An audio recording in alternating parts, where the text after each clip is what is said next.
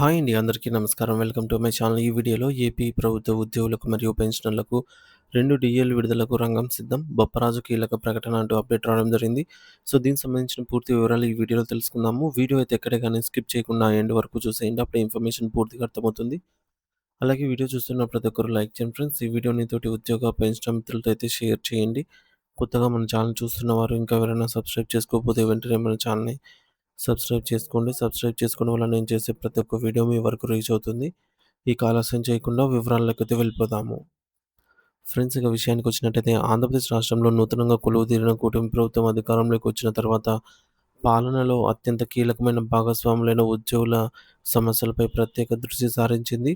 మరి ఈ క్రమంలోనే ముఖ్యమంత్రి నారా చంద్రబాబు నాయుడు గారు ఉద్యోగ సంఘాల ప్రతినిధులతో నిర్వహించిన మొట్టమొదటి పూర్తి స్థాయి సమావేశం అత్యంత ఆహ్, ఆత్మీయమైనటువంటి సానుకూల వాతావరణంలో జరగడం అనేది శుభపరిణామం. మరి గత కొన్నేళ్లుగా ఉద్యోగులకు మరియు పెన్షన్‌లకు సంబంధించి రావాల్సినటువంటి ఈ యొక్క బకాయిల కోసం లక్షలాది మంది ఉద్యోగ, ఉపాధ్యాయ పెన్షనర్స్ అంతా గూడా ఎదురుచూస్తున్న ఈ సమావేశం ఒక గొప్ప భరోసానైతే ఇచ్చిందని చెప్పాలి.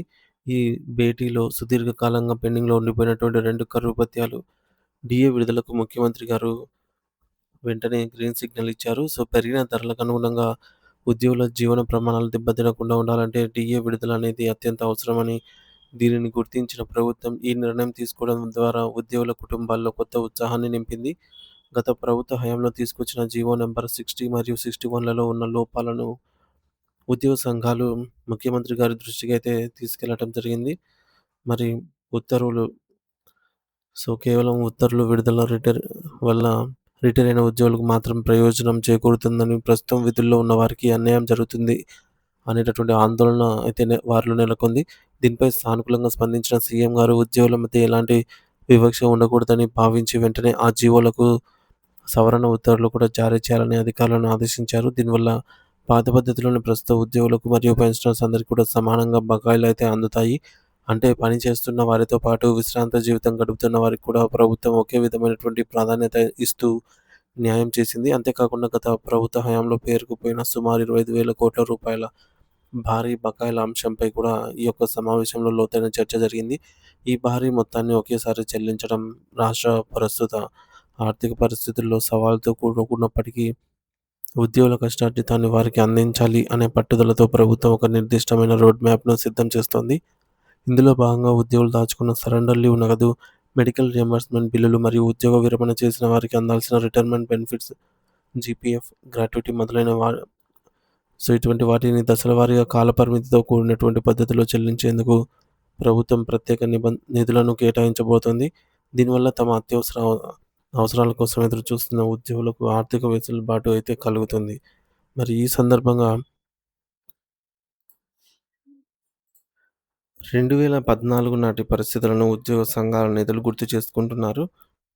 అప్పట్లో రాష్ట్ర విభజన వల్ల ఆంధ్రప్రదేశ్‌లో తీవ్రమైన లోటు బడ్జెట్‌లో ఉన్నప్పటికీ కష్టాల్లో ఉన్న రాష్ట్రాన్ని కాపాడుకుంటూనే ఉద్యోగుల సంక్షేమం కోసం తెలంగాణ కంటే 1% ఎక్కువగా అంటే ఏకంగా 43% ఫిట్‌మెంట్ ఇచ్చిన చరిత్ర చంద్రబాబు గారిదే అని వారు కొనియాడారు.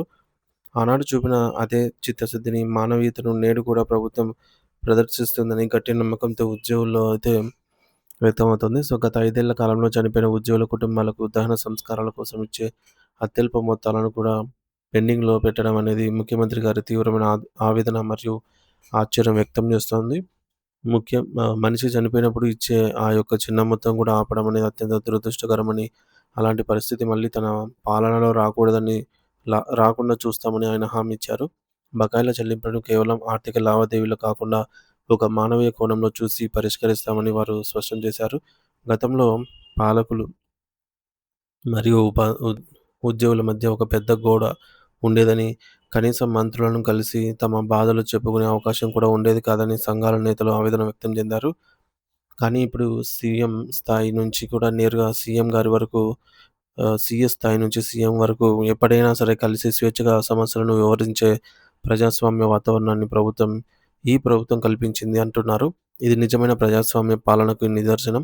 గతంలో పడ్డ ఇబ్బందులను గుర్తు చేసుకుంటూ కొందరు ప్రతినిధులు భావోద్వేగానికి లోనయ్యారు. రాబోయే రోజుల్లో 12వ పీఆర్సీ కమిషన్ ఏర్పాటు చేయడం, జీతాల పెంపునకు సంబంధించి మధ్యంతర భృతిపై చర్చలు జరపడం వంటివి కీలక నిర్ణయాల కోసం ఉద్యోగులైతే ఆశగా ఎదురు చూస్తూ ఉన్నారు. ప్రభుత్వం కూడా వీటిపై సానుకూల ధోరణితో ఉంది. త్వరలోనే వీటికి సంబంధించి తీపి కబురు వినే అవకాశం అయితే ఉంది. మరీ ముఖ్యంగా 2023 డీఎస్సీ అభ్యర్థుల సుదీర్ఘ నిరీక్షణకు ఈ యొక్క ప్రభుత్వం తెరదించబోతోంది. వారికి పాత పెన్షన్ విధానం ఓల్డ్ పెన్షన్ స్కీమ్ వర్తింపజేసే ప్రక్రియను వేగవంతం చేస్తామని సీఎం గారు స్వయంగా భరోసా ఇవ్వటం వారి జీవితాల్లో పెద్ద మార్పు తీసుకురానుంది. అలాగే రాష్ట్ర వ్యాప్తంగా లక్షలాది మంది ఉద్యోగులను వేధిస్తున్న సీపీఎస్ రద్దు అంశంపై ఉన్న సాంకేతిక మరియు ఆర్థికపరమైన ఇబ్బందులను క్షుణ్ణంగా అధ్యయనం చేసి, ఉద్యోగులకు గరిష్టంగా న్యాయం చేసే విధంగా ప్రభుత్వం అడుగులు వేస్తోంది. రాష్ట్ర ఆర్థిక పరిస్థితి ఎంతో క్లిష్టంగా ఉన్నప్పటికీ, నెలకు సుమారు 10,000 కోట్ల రూపాయలను కేవలం ఉద్యోగుల జీతభత్యాలు మరియు పెన్షన్ల కోసమే కేటాయిస్తూ ఉద్యోగుల సంక్షేమమే తన ప్రథమ ప్రాధాన్యతని ప్రభుత్వం నిరూపించుకుంటోంది. ఈ సానుకూల పరిణామాలు మరియు ప్రభుత్వం చూపిస్తున్న చొరవతో ఏపీ ఉద్యోగుల మరియు వారి కుటుంబ సభ్యుల జీవితాల్లో మళ్ళీ వెలుగులు నిండుతాయని, అంతా మంచి జరుగుతుందని ఆశిద్దాము. సో, నవ్యాంధ్ర నిర్మాణంలో ఉద్యోగులు కూడా ప్రభుత్వంతో కలిసి అడుగులు వేయడానికి సిద్ధంగా అయితే ఉన్నారు.